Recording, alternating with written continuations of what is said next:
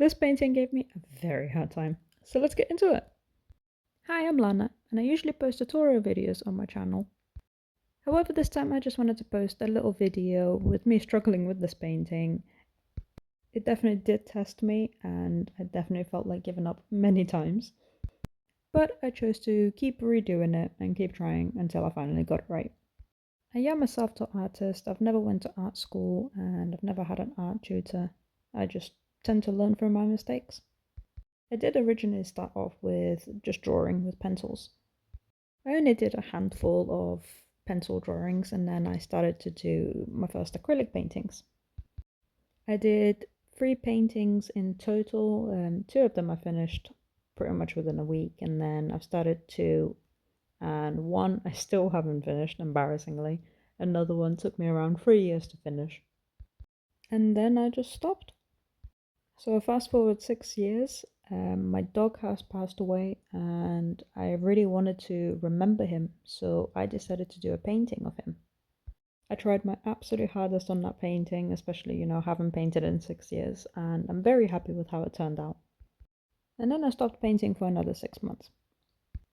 And then I woke up one day and I was like, you know what, I'm just gonna take art seriously, and then I just painted every day and just learning from my mistakes this way. So I've just been painting the background here in the meantime. And if you're wondering if that's hair in my paint, yes it is. And if you wonder why, it's because of this guy. And he doesn't care. And in a household of 2 cats, 3 dogs, me shedding and my brushes shedding, I spend a long time plucking hair from my paintings. I guess it's just life though. If you're wondering when I'm gonna start struggling, I will get there very, very shortly. The background itself wasn't that difficult, but it's this part. So right here, I'm starting to paint the cow. And that's where everything just starts to go downhill. Here I'm just painting the shadows where the fur would go over the face.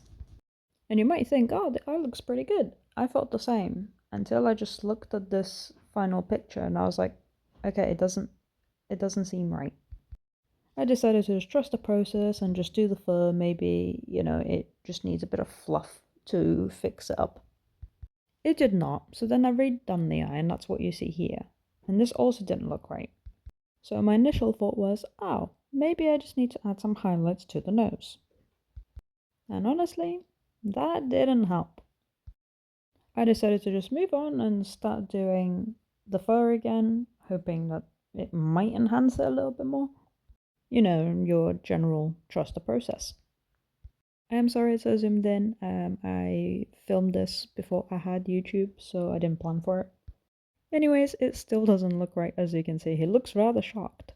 So I've redone it a bunch of times, and then he looks really sad, and then he looks like an emo. I decided to stick around with the emo phase and do some more fur. I actually figured out what was wrong with the painting. So the nose was actually the wrong shape, and that's why it didn't look right. He already fixed the nose, and the eye also just didn't look right. So again, here's the eye I decided to go ahead with. And he is looking a bit more accurate now. If you're wondering how long it took me to get here, well, it took me 6 hours of fixing him and redoing him to get him right. And this is the finished painting. I'm really happy with how he turned out. I think he looks great. Let me know what you think. Thank you for watching and don't stop creating.